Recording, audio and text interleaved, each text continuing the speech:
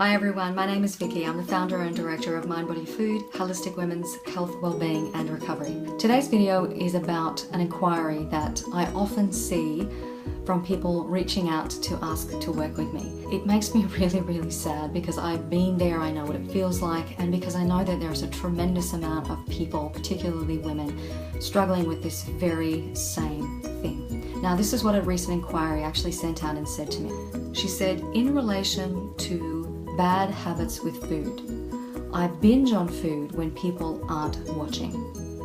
I eat because I'm unhappy, but I'm unhappy because I eat so much. Now you can see how that is a vicious cycle, constantly pulling her around and around, being ashamed of the fact that she's actually eating and nourishing herself, struggling with the fact that she's unhappy to comfort herself with food, really disgusted at herself because she's unhappy at the fact that she's eating so much. It's exhausting.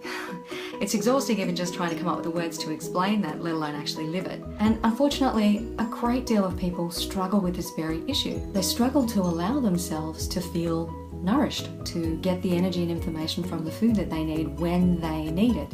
Often when people are dieting and they're caught in that diet binge overeating restriction cycle, they are stuck within the mindset of, I have to adhere to the diet, I have to adhere to the time of day when I eat, I can't eat this food, I have to stay away from that, I can only eat these foods.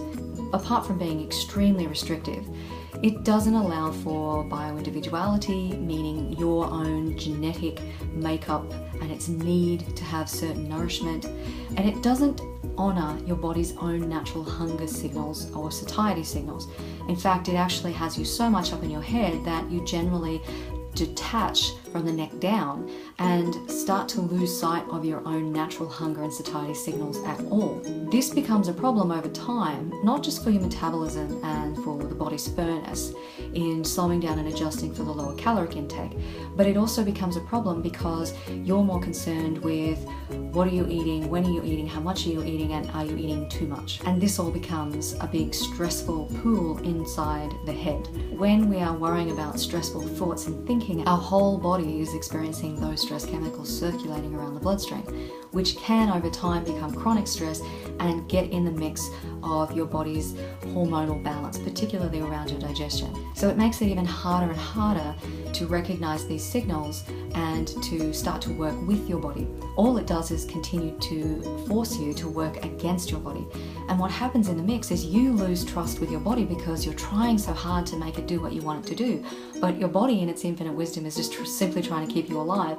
And it might come across as, my body's just not working. It's just not doing what I want it to do. It's a failure. You know, what's wrong with it? And we start to hate our bodies and beat it up even more than we already do. By this same token, our body starts to lose trust with us. Now, I bet you hadn't thought about that before, but our body relies on us, our conscious awareness, to actually listen to the signals, the feelings and sensations from the body, to know when to put food and information energy into the body, to nourish it, replenish it, to take away that pain of hunger and give us a fulfillment of nourishment, pleasure, and satiety. It's the same thing for our body in having to learn to trust us again when we stop dieting and we start listening and intuitively, mindfully starting to listen to those signals from the body and respond when necessary. Otherwise, if we don't learn to do that, to work with our body, we're only forcing our bodies to work against us. And that's not our body's fault. It's actually our fault, in fact, our conscious awareness or our fearful drivers, our emotional drivers that put us into that situation in the first place, thinking that there's something wrong with us and we have to diet. Now, of course, some people have to diet for specific dietary and health reasons. They're not just, I think there's something wrong with the way I look, so I need to change it. Just trying to focus on changing the way you look doesn't actually change the way you feel. So if you feel unworthy, unlovable, not good enough in your body now, trying to make your body a couple of sizes smaller is not going to really make you feel any more worthy, any more deserving, or any more lovable than you already are. The fact is, you are worthy, lovable, and deserving exactly as you are now. You don't need to change anything about your outside appearance to be able to realize that. You do, however, need to change some of your internal thinking, because everything starts with your thoughts and beliefs that is conditioned in your mind to have you create the reality that you have created, that you are now living in and often stuck inside this cycle of. I hope today's food for thought gave you some fresh perspectives on how you can learn to feel more comfortable in your body, start to make peace with your hunger, and to really honor and respect the massive job that your body does for you on a daily basis. Take care, everyone. If you've liked this video and it's been helpful, please subscribe to the channel and share with your friends and leave a comment below. Take care.